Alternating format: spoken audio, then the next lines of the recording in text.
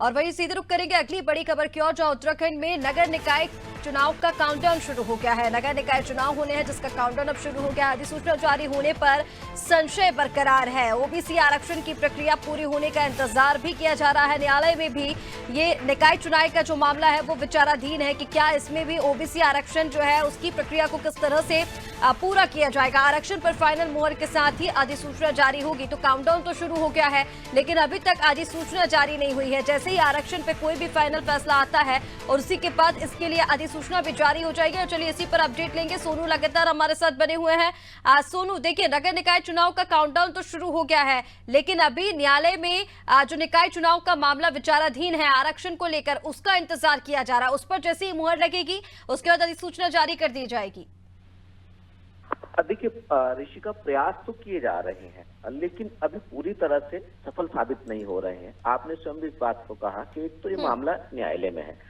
न्यायालय में कुछ समय पहले जब सुनवाई हुई थी इस पूरे के पूरे मामले पर एक जनहित याचिका के आधार पर, तो उस वक्त सरकार की तरफ से संबंधित विभाग के अधिकारियों ने, सचिव स्तर के अधिकारियों ने एफिडेविट दायर किया था और उसमें बताया था कि कब तक सरकार जो है चुनाव करा लेगी, क्योंकि इससे जुड़ी हुई कई व्यवस्थाएं हैं।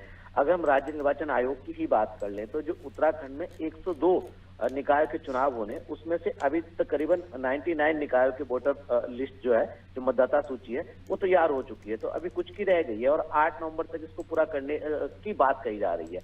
एक पहलू इसका दूसरा ये है कि कोर्ट में जो एफिडेविट दिया गया है उसके आधार पर क्या विभागीय अधिकारी अपनी व्यवस्थाओं को पूरा कर लेंगे। तीसरा जो इसका पहलू है ऋषिका, वो ये है कि ओबीसी का आरक्षण की जो प्रक्रिया है वो कुछ क्षेत्रों में पूरी हो गई थी, इसकी रिपोर्ट भी शासन को दे दी गई थी, लेकिन कुछ क्षेत्रों में भी पूरी नहीं हो पाई है और उसकी जो है एक अनुपूरक रिपोर्ट जो है वो भी दी गई थी, लेकिन अब ये फाइनलाइज नहीं हो पाया। तो ऐसे में ओबीसी के आरक्षण का जो मामला है, जो इस आरक्षण के लिए एकल सदस्य समर्पित आयोग का जिसका गठन किया गया था, उसकी रिपोर्ट के आधार पर इसकी पूरी तस्वीर जो है वो पूरी तरह से साफ हो पाएगी। दूसरा, इसके अलावा जो कोर्ट के अलावा एक कुछ समय पहले जब उत्तराखंड की ग्रीष्मकालीन राजधानी भराड़ीसैंण में जब विधानसभा का सत्र आहूत हुआ था, तो उस दौरान जो संशोधित विधेयक था निकाय से संबंधित, उसको सदन के पटल पर रखा गया था और उस दौरान सत्ता पक्ष के विधायकों ने भी विधानसभा अध्यक्ष से ये अनुरोध किया था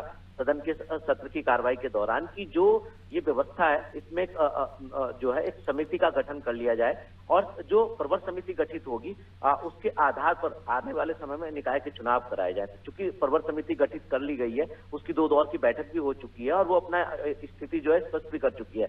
तो ऐसे में ये इंतजार हो रहा है कि क्या दिसंबर माह तक ये तमाम व्यवस्थाओं पर अगर हम गौर करेंगे चुनाव हो पाएंगे।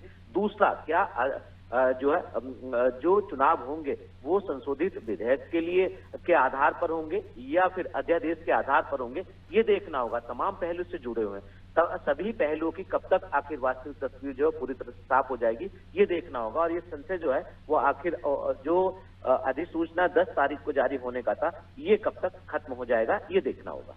बिल्कुल सोनू, देखिए जिस तरह से आपने बताया कि दिसंबर माह तक क्या ये पूरा हो पाएगा या नहीं पूरा हो पाएगा, इस पर तो नजर बनी हुई है।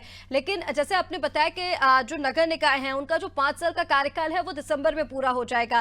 पहले से ही प्रशासक जो है वो 11 महीने के लिए जो प्रशासक है वो चला रहे हैं व्यवस्थाओं को, और अब फिर से क्योंकि 2 बार पहले इनका कार्यकाल बढ़ाया जा चुका है, तो क्या तीसरी बार भी कार्यकाल जो है इनका बढ़ा दिया जाएगा या फिर इसके बाद किस तरह से चीजें मैनेज की जाएंगी, क्योंकि दिसंबर में अब ज्यादा समय नहीं बचा है और अभी तक जैसा आपने पहले ही कहा था कि अभी जो व्यवस्थाएं हैं उनको अंतिम रूप नहीं दिया गया। देखिए ये ऋषि का बहुत महत्वपूर्ण सवाल आपने किया निकाय से संबंधित, क्योंकि देखिए इस पर सियासत भी हो रही है। एक पहलू इस पर बयानबाजी का है और दूसरा जो इसमें तकनीकी पहलू और विभाग के स्तर की जो शासकीय प्रक्रिया है वो है। तीसरा कोर्ट है और चौथा जो है वो वोटर लिस्ट के साथ साथ जो ओबीसी आरक्षण है। तो ऐसे में आप समझ सकते हैं कि मौजूदा हालात क्या है।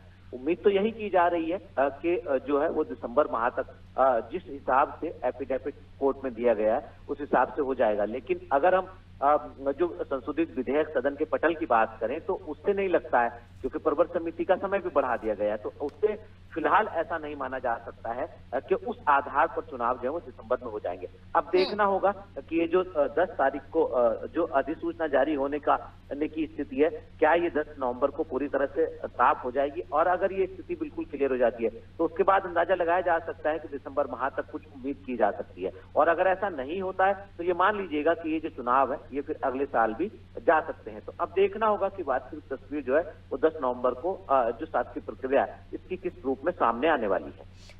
बिल्कुल देखना होगा कि क्या कुछ तस्वीरें सोनू निकलकर सामने आती है। फिलहाल तमाम जानकारी आपका साझा करने के लिए बहुत शुक्रिया। तो उत्तराखंड में नगर निकाय चुनाव का काउंटडाउन तो शुरू हो गया है। अब देखना होगा कि कब तक इस आरक्षण वाले मामले पर जो न्यायालय में विचाराधीन है मुहर लगती है और कब इसके लिए अधिसूचना जारी होती है।